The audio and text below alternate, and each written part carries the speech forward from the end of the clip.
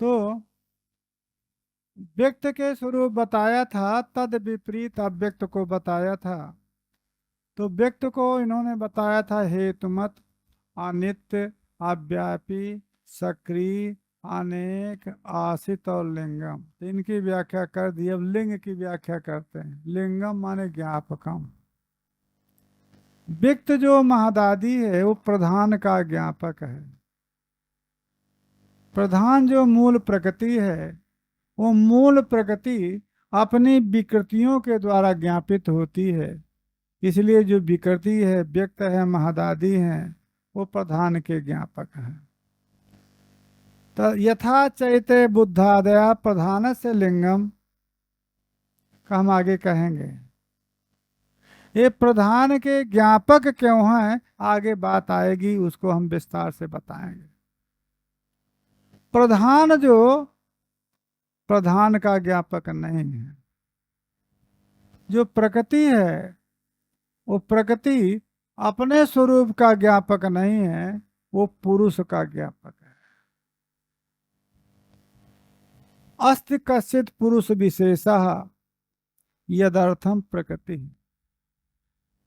प्रकृति परिणाम, प्रकृति के परिणाम होते हैं। तो वो परिणाम किसके लिए होते हैं?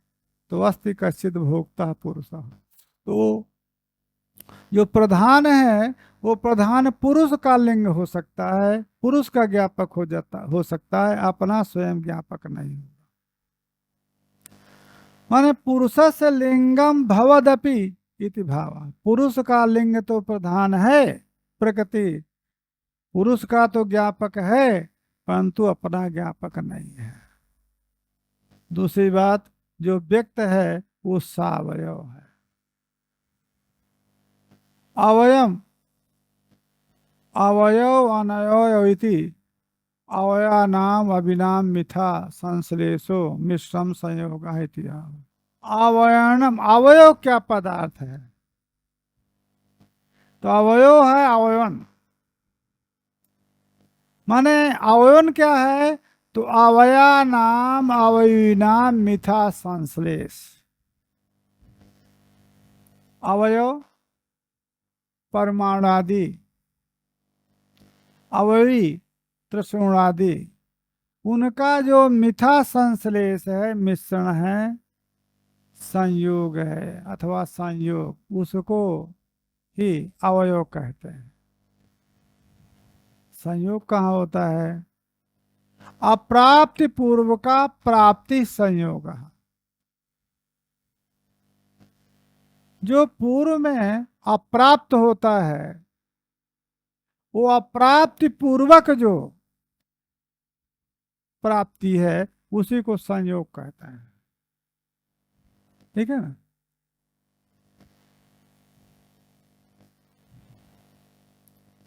ये दोनों का संयोग नहीं है। अब संयोग तो अप्राप्ति पूर्वक है, और एक में ही एक का संयोग नहीं हो यदि विश्लेष नहीं है, क्योंकि संयोग के लिए क्रिया की अपेक्षा होती है। क्रियाजन्य संयोग होता है। तो और इसके बाद विभाग, क्रिया संयोग का नाशक विभाग होता है। तो देखिए, जब संयोग इस देश में, देश द्रव्य है, इस देश में इस हस्त का संयोग है, तो जब क्रिया हुई, क्रिया से विभाग होगा, विभाग होगा तो उत्तर देश से संयोग होगा, फिर क्रिया उत्पन्न होगी, फिर दूसरे देश से संयोग होगा, फिर क्रिया उत्पन्न होगी तो विभाग हो तो दूसरे। तो इसलिए अप्राप्ति पूर्वक संयोग होता है। तेन सह वर्तते इति सावयव, उस अप्राप्ति पूर्वक प्राप्ति से युक्त होने के कारण संयोग होता है।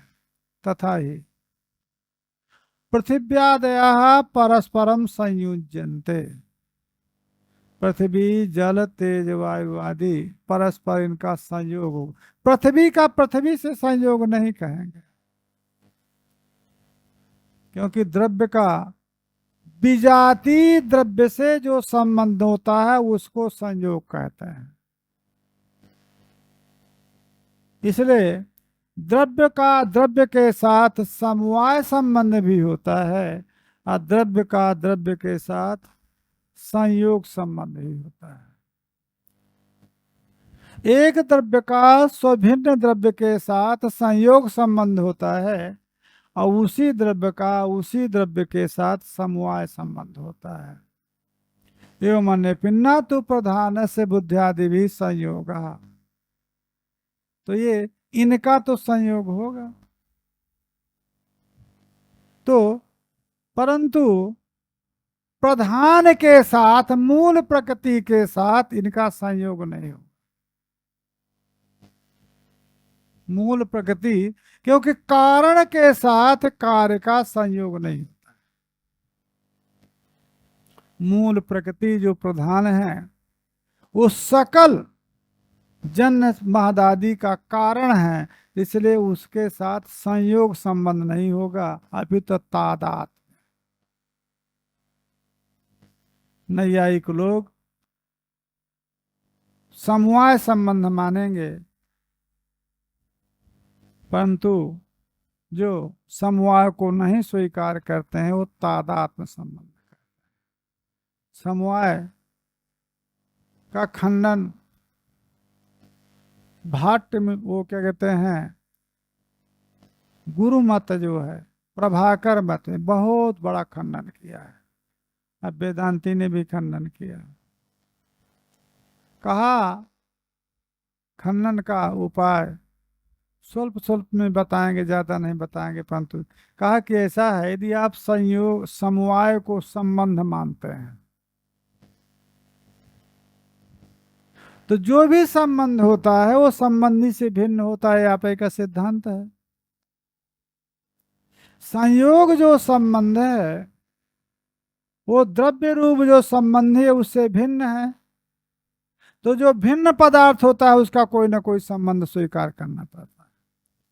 तो संयोग जो संबंध है उसका जो संबंधी द्रव्य है उसके साथ संबंध आप समवाय मानते हैं। यदि समवाय भी संबंध है तो उसका भी संबंधी के साथ कोई संबंध मानेंगे, तो कहें स्वरूप संबंध।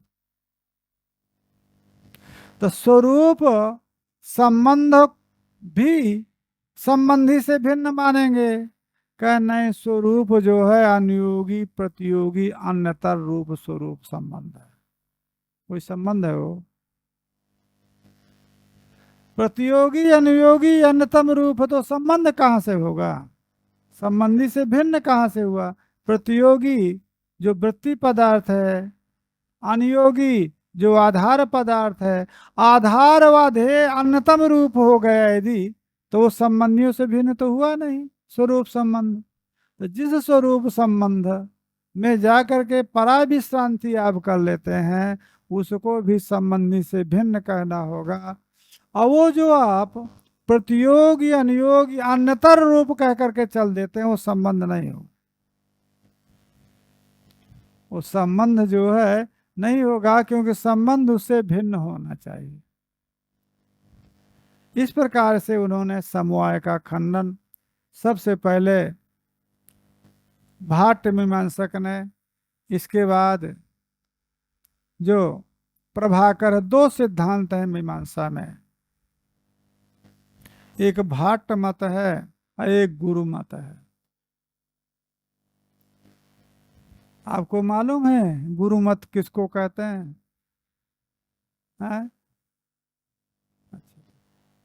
गुरु मत शिष्य मत को गुरु मत कहा है, इसलिए हम आपको क्या कहते हैं बता रहे हैं।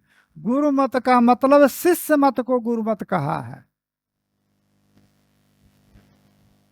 साथ साथ इतिहास भी जाने रहना चाहिए कभी कभी। देखिए कुमारिल भट्ट के शिष्य थे प्रभाकर,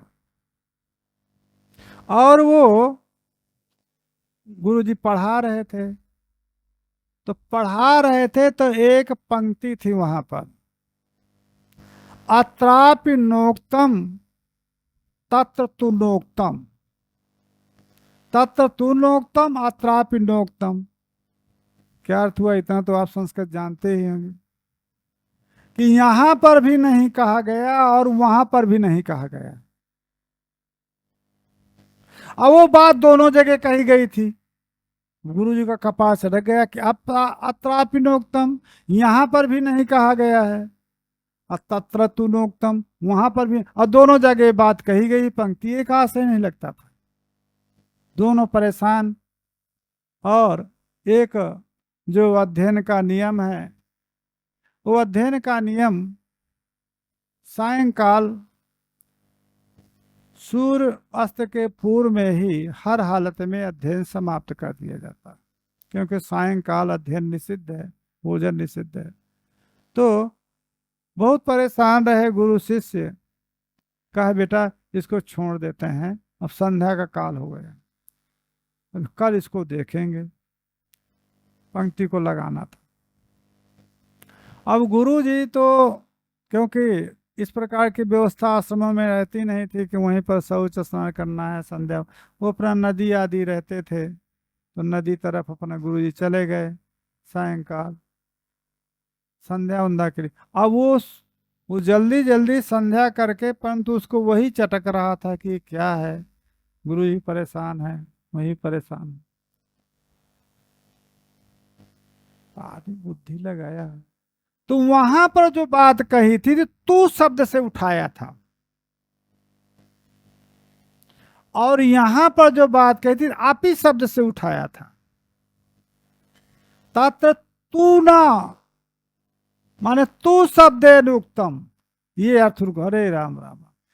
तत्र तू नोक्तम का अर्थ है तू ना, तू शब्देन उत्तम। वहां तू शब्द से इस बात को जहां पर कहा है, यहाँ आपिना उत्तम, आप इस शब्द से यहाँ पर बात कहा है, तब उसको लगा। और आपसे बताएं, जब किसी पंक्ति का आविर्भाव हो जाता है तो उतने से ज्यादा आनंद किसी ज्ञानी को नहीं होता, लगता है मैं क्या पा गया। अब उसको कोई आनंद का ठिकाना नहीं रहा, उसी समय पर दौड़ते दौड़ते गया कि, तो पूछा माता जी गुरु जी कहाँ है, गुरु जी गुरु जी। कहा वो गुरु जी तो चले गए नदी की तरफ संध्या वंदना दे के लिए। तो सोचा कि कभी भूल ना जाए, और भूल ही नहीं जाए। अब गुरु जी आएंगे तो गुरु जी को नींद थोड़ा लगेगी, गुरु जी पुनः इसी पे पंक्ति में, पंक्ति का कोई मतलब ही नहीं है, परेशान हो जाएंगे।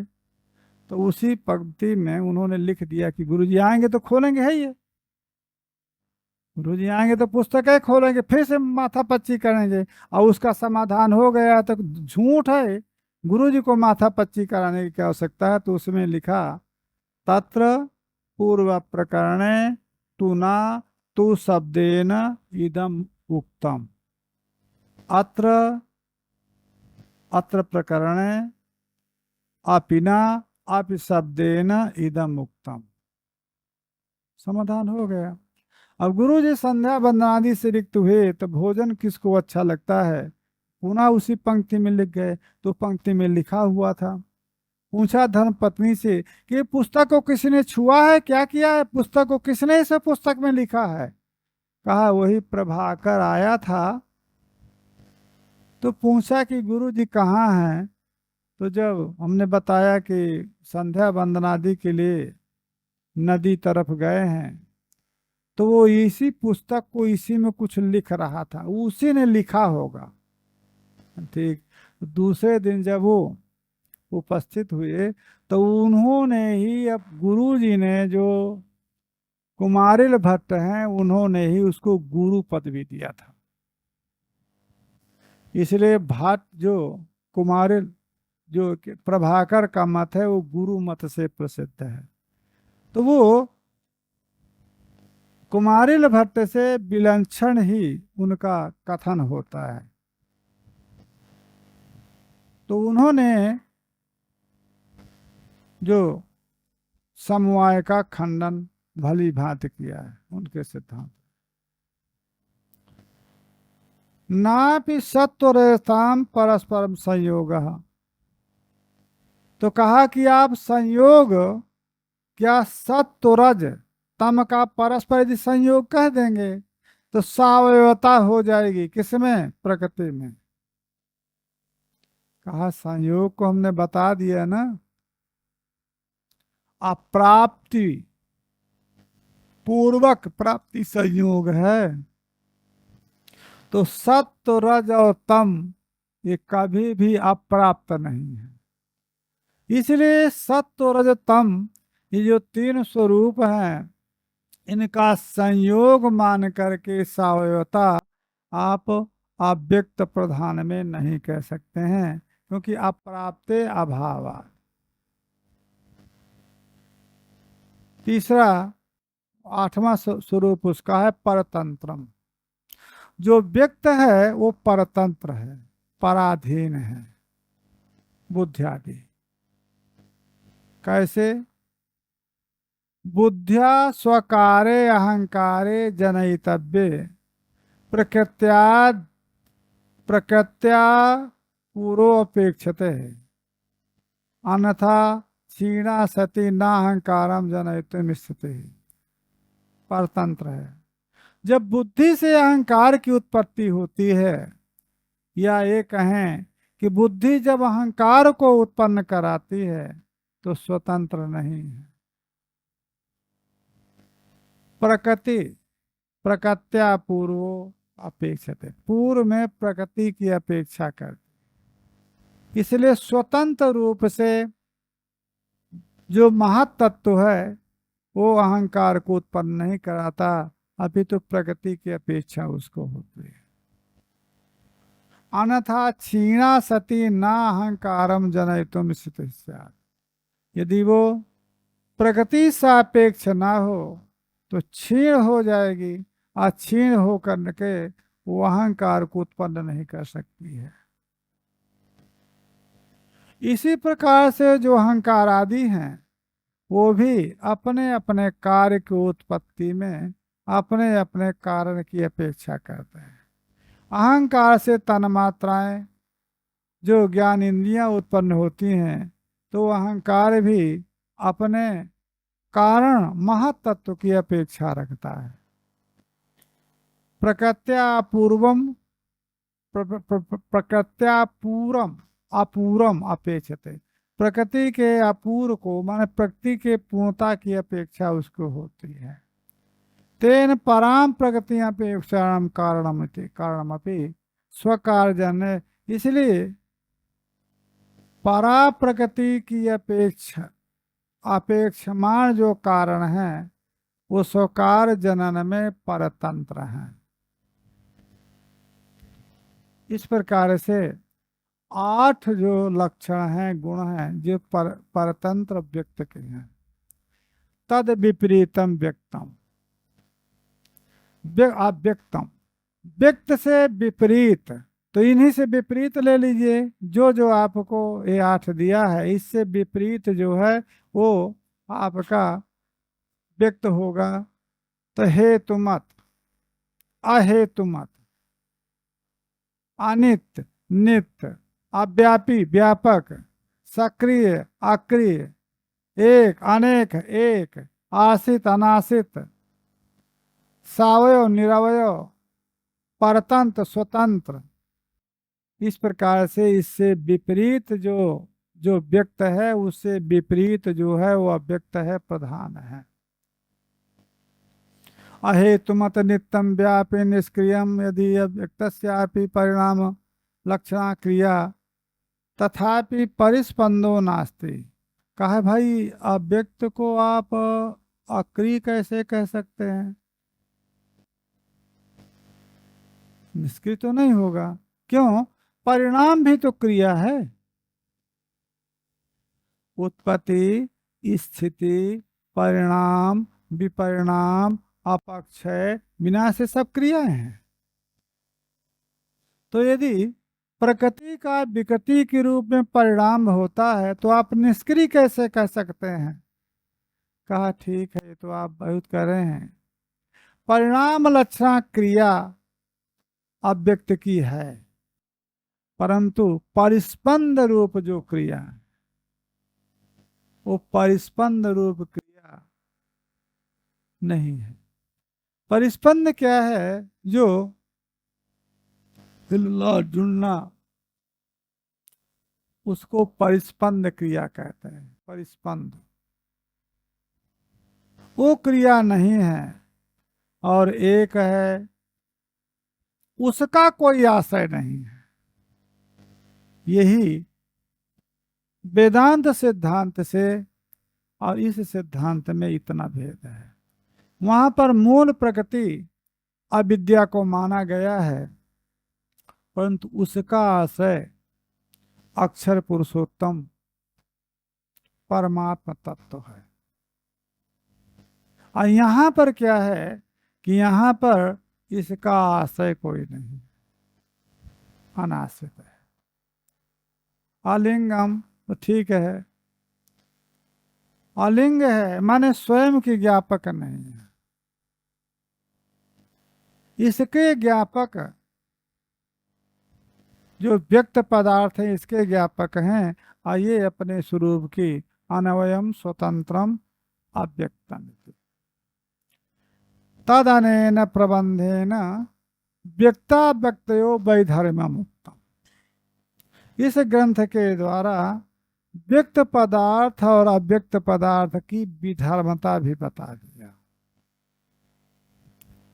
क्योंकि अभी तक जो ग्रंथ का अंश था वहां पर अव्यक्त से व्यक्त का अभेद ही प्रतिपादित हो रहा था। तो अव्यक्त अव्यक्त से माने कारण से, व्यक्त माने कार्य का यदि अभेद ही है तो कारण से भिन्न कार्य नहीं होगा। तो जो व्यवहार का संपादन कारण से नहीं होता है वो कार्य से भी नहीं होगा। इसी कारिका के माध्यम से कार्य कारण का भेद भी संपादित कर दिया। कहा कुछ सामान्य धर्म है, ये तो कार्य और कारण के भिन्न धर्म हो गए। सामान्य धर्म क्या है? त्रिगुणम अविवेकी विषयः सामान्यम अचेतनम प्रसवधर्मी व्यक्तम तथा प्रधानम तद विपरीतः पुमान पुरुष है। ये सामान्य धर्म है, व्यक्त में और अव्यक्त में त्रिगुणात्मक।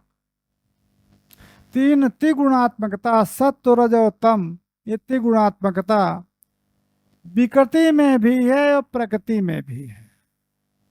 और अविवेकित्व, अविवेकिता, अविवेकिता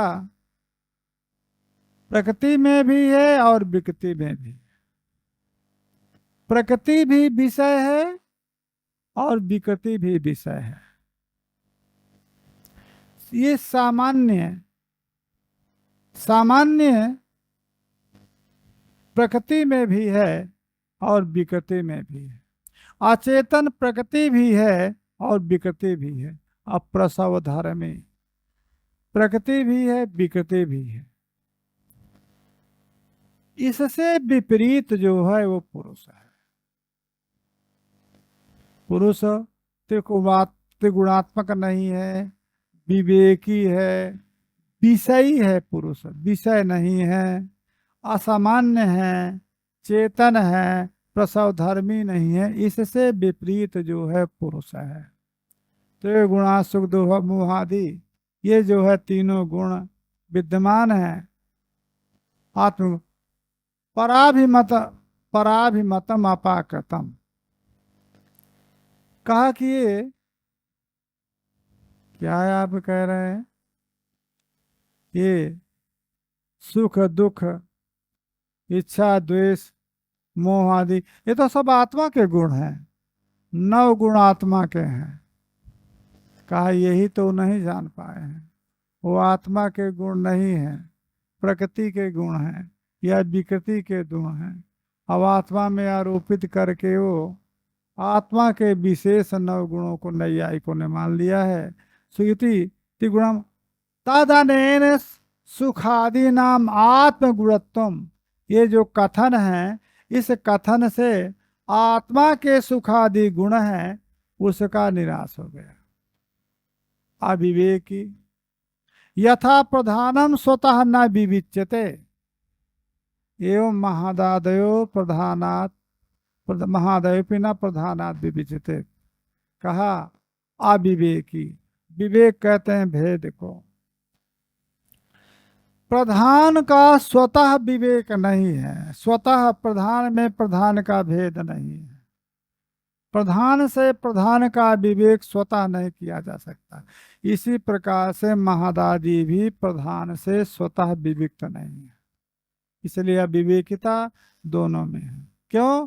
तदात्मकत्वात्, तदात्मक होने के कारण जिस प्रकार से प्रधान से प्रधान का विवेक नहीं है, उसी प्रकार से प्रधान के जो कार्य व्यक्तकार है उनका विवेक नहीं। अथवा संभूय कारिता अत्र अविवेकिता, एक अविवेकित, दूसरा सम्मिलित संभूय कारिता, संभू जो कारिता है वही अविवेकिता है।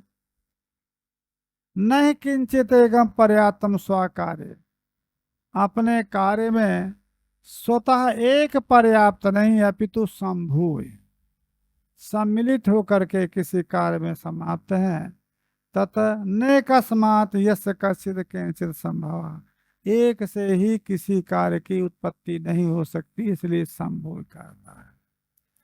यदि महातत्व से अहंकार की उत्पत्ति होती है तो वहां पर ही महातत्व को प्रकृति की अपेक्षा है।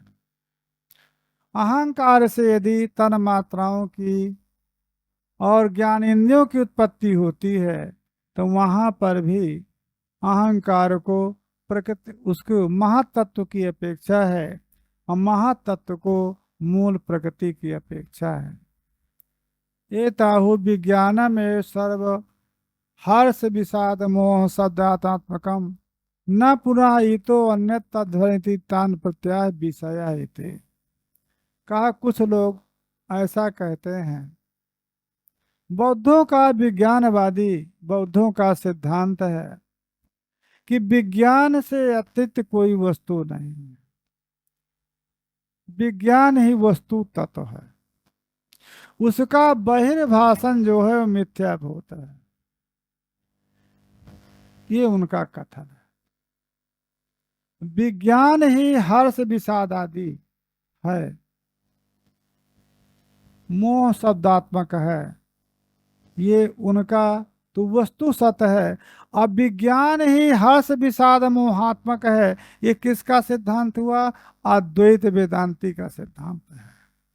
विज्ञान माने अंतःकरण, अंतःकरण ही हर्ष के रूप में परिणाम है, विषाद के रूप में, मोह के रूप में। तो जो ये कहने वाले हैं इससे अन्य कोई धर्म नहीं है, उसके लिए कहा विषय।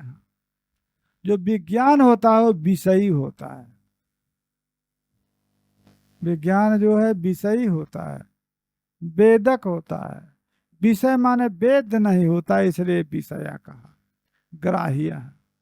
विज्ञानाद बहिरिति, विज्ञान से बहिर जो ग्राही है, इसलिए कोई यदि सुख दुखात्मकता को, ये जो गुण हैं इनको कोई विज्ञान रूप न समझ ले, इसके लिए उन्होंने कहा विषय।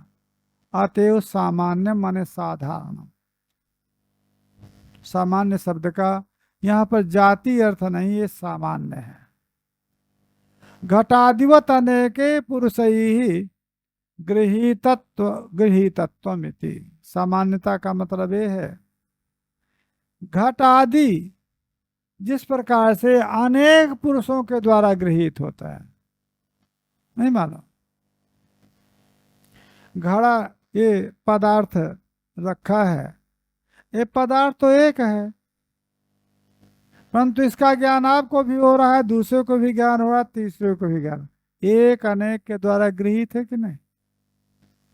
एक ही पदार्थ जिसकी जिसका इंद्रिय सन्निकर्ष हो रहा है उसको उसको गृहीत हो रहा है।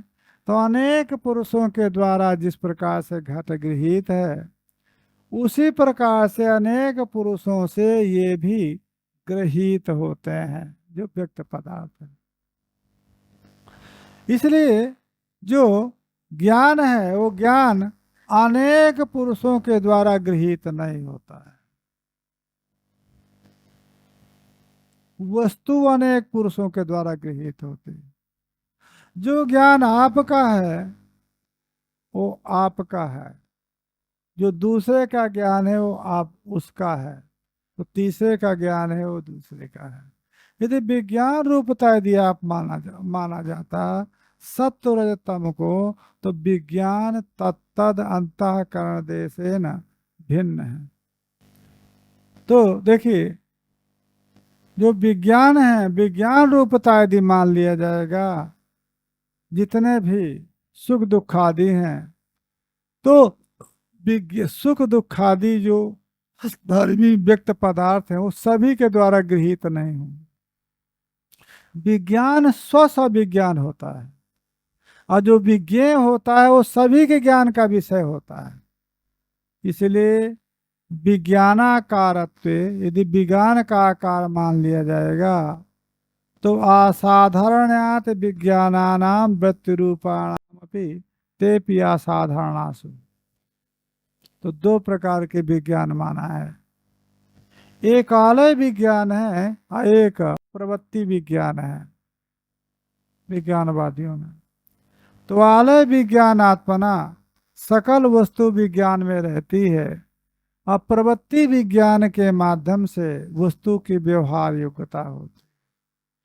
तो असाधारण विज्ञानानाम वृत्ति रूपानाम, यदि वृत्ति रूप विज्ञान आप मानेंगे तेपि असाधारणासु, यदि विज्ञान असाधारण है तो वृत्ति रूप विज्ञान भी असाधारण। तो विज्ञानानाम यथा परेण न गृह्यते,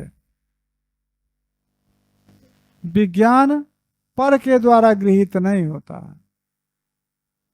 आपका जो विज्ञान है वो आपका विज्ञान दूसरे के द्वारा गृहीत नहीं होता है, या दूसरे का जो विज्ञान है वो आपके द्वारा गृहीत नहीं होता। तो विज्ञान दूसरे के द्वारा गृहीत नहीं होता है। पर बुद्धे प्रत्यक्षत्वादिति, माने पर बुद्धि को प्रत्यक्ष विज्ञान का नहीं होता है। ये जो विषय है सुख आदि जो सत्व रज तम आदि है ये सकल वेद्य हैं। इसलिए विषय वो है जो सभी के ज्ञान का विषय होता है। अब विज्ञान सभी के ज्ञान का विषय नहीं होता है। अपना विज्ञान अपने को ज्ञात होता है, दूसरे का विज्ञान ज्ञात नहीं होता है। यदि दूसरे का विज्ञान भी यदि ज्ञात हो जाए तो सकल अध्ययन अध्यापना व्यवस्था समाप्त। अरे जो हमको ज्ञात है ज्ञान है वो आपको ज्ञान रहबे करेगा। तो हमारे जो हमको ज्ञान है यदि हमारे ज्ञान का प्रत्यक्ष आपको है तो कोई आवश्यकता पढ़ने की नहीं है। इसलिए प्रत्येक का जो ज्ञान है वो प्रत्येक का ज्ञान यदि प्रत्यक्ष होने लगे तो अध्ययन अध्यापन व्यवस्था की कोई आवश्यकता ही नहीं है। जो किसी साधक को आ रहा है वो हमको भी आ रहा है। तो यह तो सभी सर्वज्ञ होंगे अथवा सभी अल्पज्ञ होंगे, मूर्ख होंगे, सभी ईश्वर हो जाएंगे। ईश्वर सर्वज्ञ है तो ईश्वर का ज्ञान करके ईश्वर के भी ज्ञान को ज्ञान कर लेंगे तो हम सर्वज्ञ हो जाएंगे। पर बुद्धि प्रत्यक्षत्वादि प्राय तथा च नर्तकी भ्रूलता भंगे एकस्मिन् बहूनां प्रतिसंधानम उक्तम अन्यथा तत्र अन्यथा तत्र स्यादिति भाव। इसलिए जो नर्तकी है वो भ्रूलता भंग एकस्मिन् भ्रूलता भंग देखता है नृत्यादि टीवी में कहीं, तो वो नर्तकी एक ही हाव भाव विवाह करती है ना, अनेक नहीं करती। जो नेत्र विलास है या कोई अंग अवयव का नर्तन है, अवयव प्रक्षालन, तो वो एक ही बार करती है ना। और उसमें जितने भी शब्द हैं सबको आनंदानुभूति होती है। इसलिए नर्तकी भू लता भंगे, एकस्मिन भू लता भंगे बहु नाम प्रतिसंधान युक्त, इसलिए है कि हम जो है इसको विषय मानते हैं। यदि विषय नहीं मानते, ज्ञान मानते, तो सर्व वेद्य नहीं होता। तो नर्तकी स्थानापन्न हमको अभी कहना है इसको, प्रकृति को। तो प्रकृति नर्तकी स्थानापन्न है और भोक्ता अनेक पुरुष हैं। तो सकल पुरुषों का उपभोग तभी प्रकृति के द्वारा होगा जब इसको विषय रूप मानेंगे। अचेतनम, अचेतन में अचेतनता भी सामान्य धर्म दोनों का है। सर्वेव प्रधान बुद्ध्यादयो अचेतना अप्रकाशा न तो वैनाशिकवत चैतन्यम बुद्धिरित्यर्थ। बुद्धि की चेतनता जो वैनाशिक हैं, विनाशवादी हैं, उसको स्वीकार करते हैं, कहा वो हम उसको न तो अचेतन चेतन वैनाशिकवत बौद्धवत। बौद्ध जो दर्शन है माने विज्ञानवादी, वो विज्ञानवादी जो बौद्ध है वो विज्ञान माने बुद्धि को चेतन मानता है। हम चेतन नहीं जानते हैं। न तो वैनाशिकवत माने बौद्ध सम्मत सिद्धांत उसके समान चेतन बुद्धि का नहीं मानते हैं। प्रसव धर्मी भी साधारणता है। जो अव्यक्त में प्रसव धर्मिता है उसी प्रकार से व्यक्त में भी प्रसव धर्मिता है। प्रसवो धर्म यस्य सो अस्यासि प्रसव धर्मी। प्रसव माने कार्य अभिभाव आविर्भाव हेतुत्व रूप जो प्रसव है वो धर्म जिस प्रकार से मूल प्रकृति में है उसी प्रकार से महदादि में है। ये साधारणता है। प्रसव धर्म इति वक्तव्ये मत्वर्थी प्रसव धर्मस्य नित्य योगम आख्यातुमिति। प्रसव धर्म इति, प्रसव धर्मी न कह के प्रसव धर्म कह दीजिए। तो प्रसव धर्म कह देना ही चाहिए था, कोई बात नहीं। प्रसव प्रसव धर्म अस्ति अस्मिन, इस अर्थ में मत्वर्थी में अर्षादिभ्यो अच से अच प्रत्यय हो जाएगा तो प्रसव धर्म यही कह देना चाहिए। मत्वर्थी कहना है, प्रसव धर्म से नित्य योगम आख्यात। तब कहा क्यों? कहा प्रसव धर्म का नित्य योग आख्यापन करने के लिए प्रसव धर्मी बता दिया है। नहीं प्रसव धर्म शब्द का भी प्रयोग किया जा सकता है। स्वरूप विरूपाभ्याम च न कदाचित बीजते, स्वरूप विरूप से कभी भी उसकी विच्युति नहीं होती है। व्यक्त व्रत, व्यक्त व्रत अव्यक्ते अतिदिशते। व्यक्त व्रतम, व्यक्त व्रतम वर्तते यत्तत् व्रतम वृत्ति। जो व्यक्त में विद्यमान पदार्थ है उसको अव्यक्त में अतिदेश कर रहे तथा प्रधानम। तो व्यक्त में तो ये सब देख दिया गया, तो अव्यक्त में भी उसी प्रकार से समझना है। यथा व्यक्तम तथा व्यक्तम इत्यर्थ।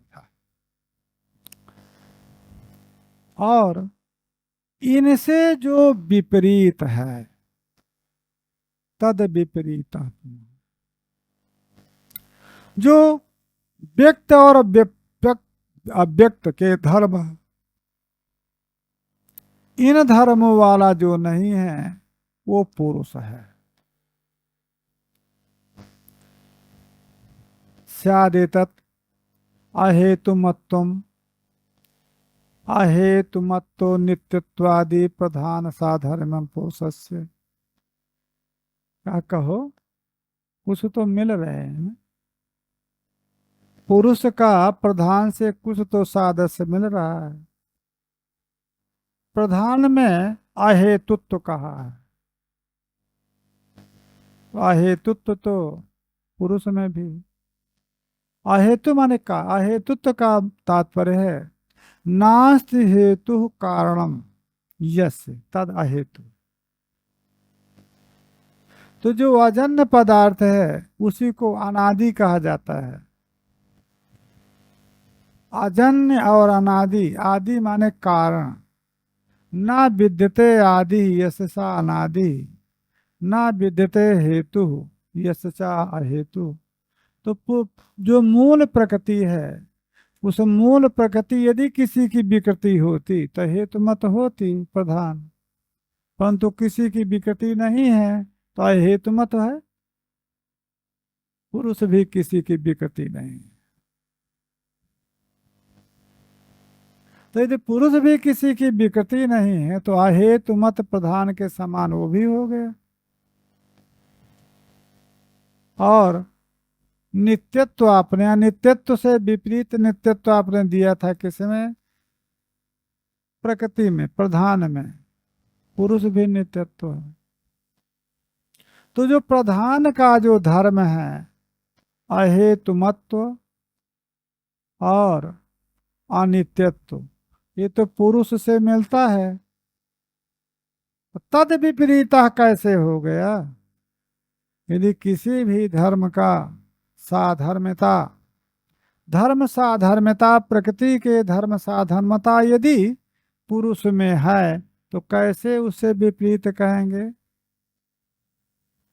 पुरुष से एवं अनेकत्वम व्यक्त सामर्थ्यम। दूसरी बात, पुरुष से अनेकत्वम व्यक्त साधर्म्यम तत्कथम उच्यते। दूसरी बात, आपके सिद्धांत में व्यक्त को अनेक कहा है और अव्यक्त प्रकृति को एक कहा है, तो पुरुष को भी तो अनेक मानते हैं। पुरुष अनेक भी तो आप सिद्ध करेंगे, अभी पुरुष अनेकत्व, तो पुरुष को भी अनेक अनेक मत। तो व्यक्त के अनेकत्व जो धर्म व्यक्त में है, विकारों में है, वो अनेकत्व पुरुष में भी है। तो अहेतुमत्व, नित्यत्व, ये जो प्रकृति का धर्म है वो पुरुष में भी है। और अनेकत्व, ये जो विकृति का धर्म है ये भी पुरुष में है। तो तद विपरीता, प्रकृति और विकृति से भिन्न पुरुष आप कैसे स्वीकार करते हैं? वो माना है, इसलिए कहा तथा चैति चकारोप्यर्थ। तब वहां जो तथा च प्रकृति, उसी कार्यक्रम तथा च पुमान, तद विपरीता तथा च पूरा पुमान। तो तथा च चकार अपि अर्थक है, माने पुरुषा अपि, तद विपरीता पुरुषा अपि। तथा, उससे विपरीत होने पर भी पुरुष में भी अनेक प्रकृति और विकृति के धर्म मिलते हैं, परंतु प्रकृति और विकृति से विपरीत है पुरुष। यद्यपि अहेतुमत्वादि साधर्म है, अनेकत्वादि साधर्म है, परंतु वो चिति है, प्रकाश है। पुरुष अये अचिति है, अप्रकाश है। वो चेतन है, ये अचेतन है। इसलिए उस साधर्म मिलने के बाद भी पुरुष में कोई कुछ धर्म अनित्यत्वादि अहेतुमत्वादि प्रकृति के गुणों का साधर्म है और अनेकत्वादि विकृति के धर्मों का साधर्म है, परंतु फिर भी पुरुष प्रकृति और विकृति से भिन्न माना जाता है। उसी को लिखा, यद्यपि अहेतुमत्वादिकम साधर्म्यमस्ति तथापि अत्र एक गुण आदि वैपरीत्यम अस्त्येव। सभी गुणों का साधर्म नहीं, अत्र एक गुण आदि वैपरीत्यता है। इसमें तो त्रिगुणात्मक है। कौन? प्रकृति और विकृति। और जो पुरुष जो है वो सत्वात्मक है। सत्व से अतीत कोई सत्व स्वरूप, प्रकाश स्वरूप है। तो सत्व यदि जहाँ प्रकाश है वहां सत्व को तो माना जा सकता है, परंतु रज और तम इतने में विपरीतता है। तो कुछ साधर्म प्रकृति और विकृति के पुरुष के साथ रहने पर भी त्रिगुणात्मकता पुरुष में नहीं है। ये त्रिगुणात्मकम इत्युक्तम, तत्र के त्रिगुणात्मक बताया गया, तब तीनों गुणों को जान लीजिए कि कौन है तीन गुण। किम लक्षणमिति, वो जो तीन गुण सत्व रज तम ये जो कहे गए हैं उनका लक्षण क्या है? तो प्रतीत प्रतीत विषादात्मका,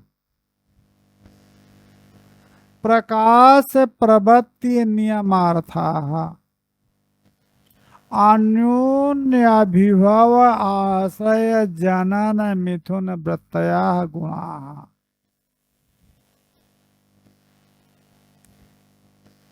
गुण सत्व रज और तम, प्रति प्रीति अप्रीत विषादात्मक। सत्व जो गुण है वो सुखात्मक है,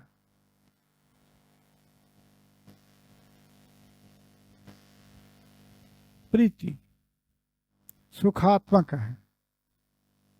और जो रज गुण है वो दुखात्मक है, और जो तम गुण है वो विषादात्मक है।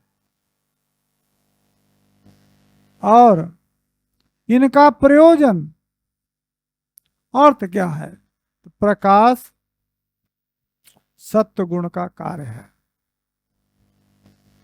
प्रवृत्ति रजोगुण का कार्य है, और उपसंहार नियमन नियंत्रण तमोगुण का कार्य है। परंतु ये जो गुण हैं ये मत समझ लीजिएगा कि ये गुण अलग अलग रहते हैं। अन्योन्य अभिभव आश्रय जनन मिथुन वृत्तया, ये परस्पर में एक दूसरे के अभिभव के जनक होता है।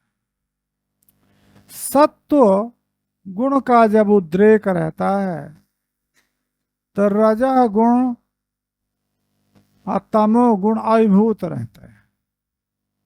इसी प्रकार से दूसरा लीजिए, रजोगुण का जब उद्रेक रहेगा तो तम गुण तो अन्योन्य अभिभव आश्रय जनन, अनेन परस्पर अभिभव का अभिभव के आश्रय से जो जनन माने उत्पत्ति होती है, इसलिए मिथुन वृत्तया पर इनकी परस्पर वृत्तियां होती हैं। अर्थात किसी काल में ये आप नहीं कह सकते हैं कि सत्व मात्र गुण रहेगा। सत्व गुण रजः गुण के बिना नहीं रह सकता। यदि रजः गुण है तो उसके लिए भी सत्व गुण की अपेक्षा होगी, एक का अभिभव अनुभव हो सकता है। गुणा परार्था,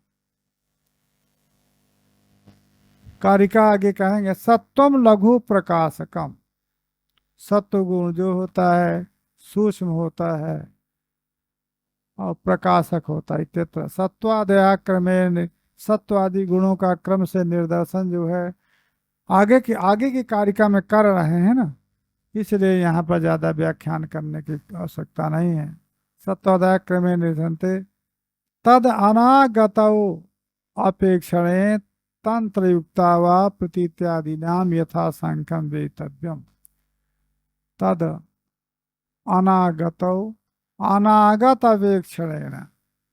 अनागत जो उसका अवेक्षण जो ज्ञान है तंत्र युक्ति के द्वारा प्रीत्यादि प्रीति अप्रीति इसका जो है ज्ञान करना चाहिए। तदुक्तम प्रीति सुखम प्रीत्यात्मक सत्व गुण अप्रीति दुखम अप्रीत्यात्मक रजोगुण विषाद मोह विषादात्मक तमो गुण। ठीक है ना, ये बात नहीं है कि ये गुणों का प्रभाव कहीं पड़ ना रहा हो। उसमें हम देख रहे हैं कि सत्व गुण का उद्रेक है, तो रजा और तम जो गुण है वो अभिभूत है, तो अभिभूत हैं तो उनको ज्ञान हो रहा है, प्रकाश हो रहा है। माने हमारे परिश्रम को सोच रहे हैं कि गुरुजी झूठे मत बोले, परंतु किसी को रजा गुण की प्रवृत्ति है तो इधर देख रहा है तो उधर देख रहा है। ये तुम मन्यन्ते ना प्रीति दुखा भावादतिरिच्यते। जो ऐसा मानते हैं कि जो प्रीति है वो दुखा भाव है, ये कौन मानते हैं? नहीं आएगा। दुखात्यंता दुखा भाव ही प्रीति है, सुख है। सुख कोई अलग पदार्थ नहीं है। इस प्रकार से दुखम भी प्रीति अभावाद अन्य, अथवा दुख किसको कहेंगे? प्रीति सुख का अभाव दुख है और दुख का अभाव सुख है। इसलिए प्रीति अप्रीति कैसे कह सकते हैं? तान प्रतियात ग्रहणामिति, उनके प्रति प्रीत्यात्मक और अप्रीत्यात्मक। आत्म शब्द का अर्थ स्वरूप है। आत्म शब्द के अर्थ केवल पर आत्म शब्द ब्रह्म का ही वाचक नहीं होता है, आत्म शब्द स्वरूप का भी बोधक होता है। तो प्रीत्यात्मक माने प्रीति स्वरूप, अप्रीत्यात्मक अप्रीति स्वरूप।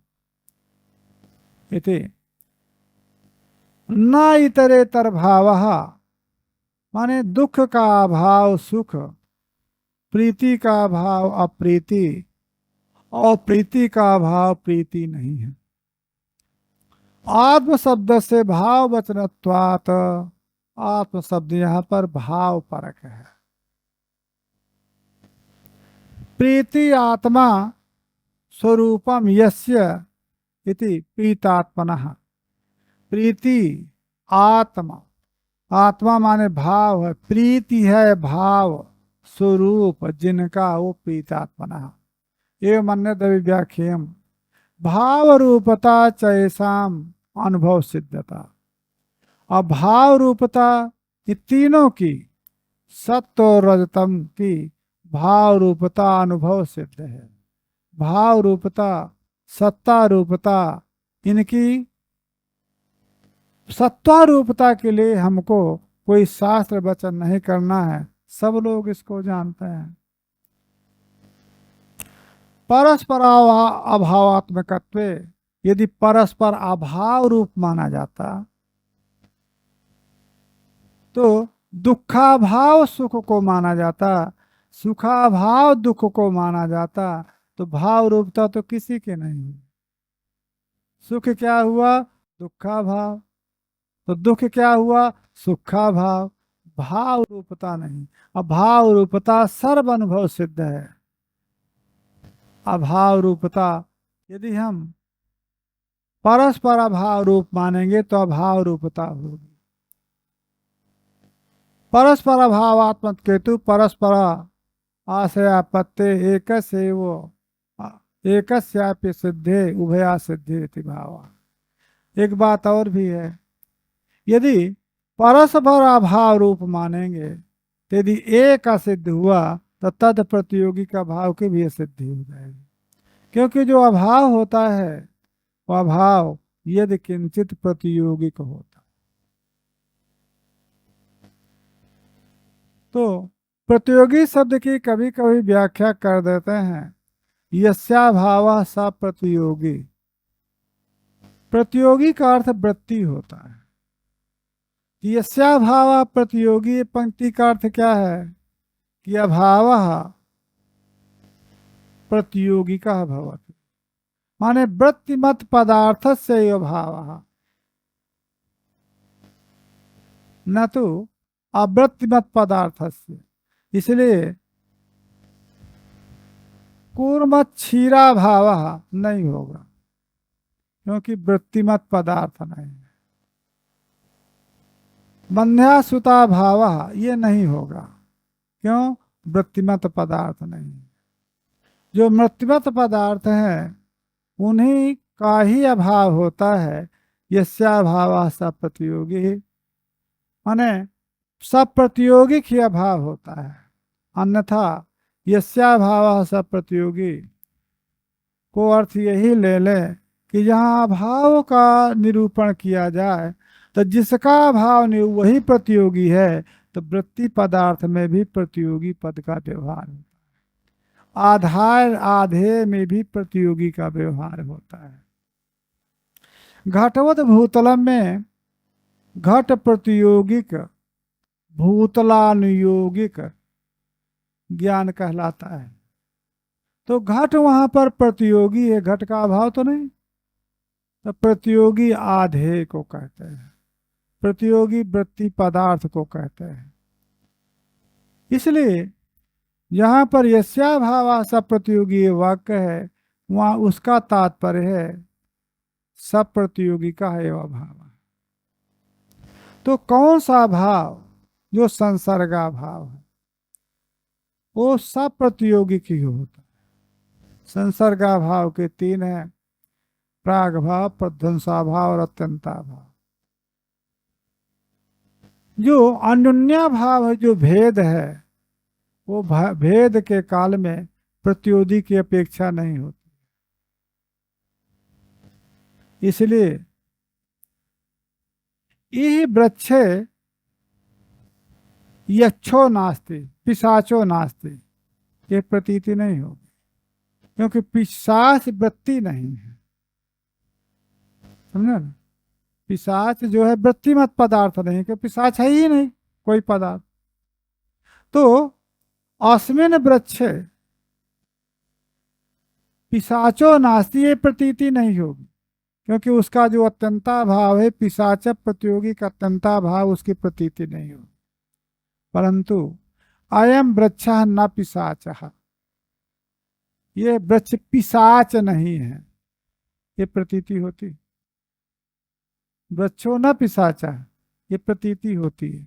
तो जो भेद है, वहाँ भेद में जो प्रतियोगी है उसको वृत्तिमत होना ना होना अपेक्षित नहीं है। परंतु जो संसर्गा भाव हैं, इस संसर्गा भाव में सब वृत्तिक पदार्थ का ही संसर्गा भाव होता है।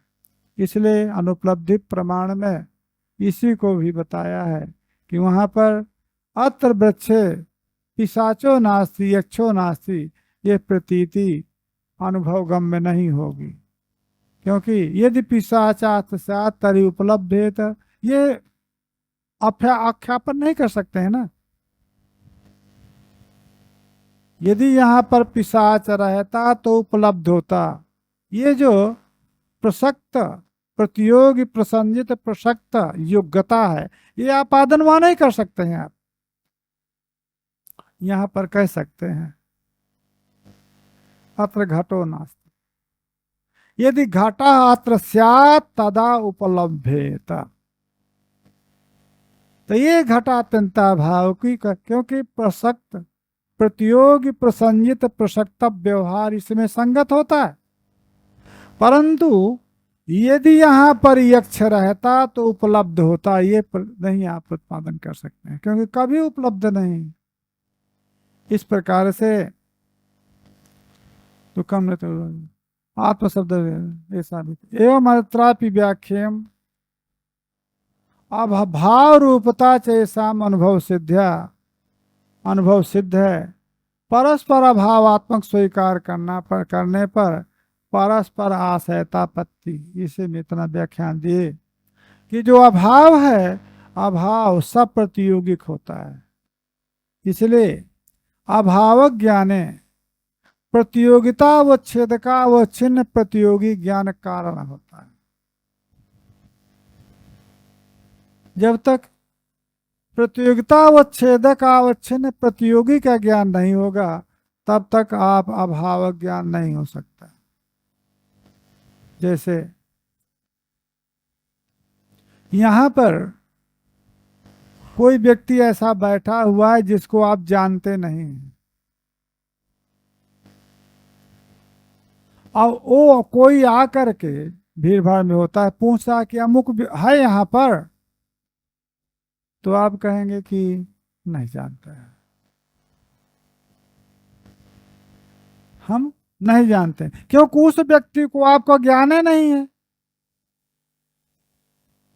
और जिस व्यक्ति को वो पदार्थ ज्ञात है तो क्या कहेगा, नहीं है, तो उसको अभाव ज्ञान हो गया, क्योंकि प्रतियोगी का ज्ञान है।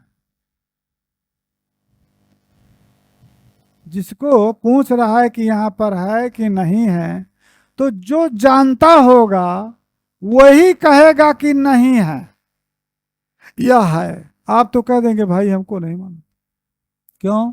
ना सत्ता का परिज्ञान है, ना अभाव का, क्योंकि उतने व्यक्ति जितने बैठे हुए हैं उनमें से कौन व्यक्ति है कि नहीं जानते हैं आप। इसलिए अभाव ज्ञान के लिए प्रतियोगिता व छेदका व छिन्न प्रतियोगी ज्ञान कारण होता है। अब वो अभाव ज्ञान जो संसर्गा भाव रूप है और जो भेद रूप अभाव है, वहां पर केवल प्रतियोगी से भेद सिद्ध करना है तो अपने आप हो जाएगा। जैसे बंध्या पुत्र नहीं है, परंतु किसी बालक को कह सकते हैं अयम बंध्या पुत्रो ना, ये बंध्या पुत्र नहीं है। तो बंध्या पुत्र जो प्रतियोगी है वो प्रतियोगी का ज्ञान तो नहीं है, परंतु प्रतियोगी के ज्ञान के बिना भी अभाव का ज्ञान हो जाता है। भेद रूप जो अभाव है, माने बंध्या पुत्र भिन्ना अयम बालहा, ये प्रतीति हो जाएगी। तो दो प्रकार की स्थिति है, प्रतियोगिता व छेदका व छिन्न। प्रतियोगी ज्ञान कारण होता है अभाव ज्ञान में, वो दो प्रकार जो संसर्गा भाव है वहां पर सर्वत्र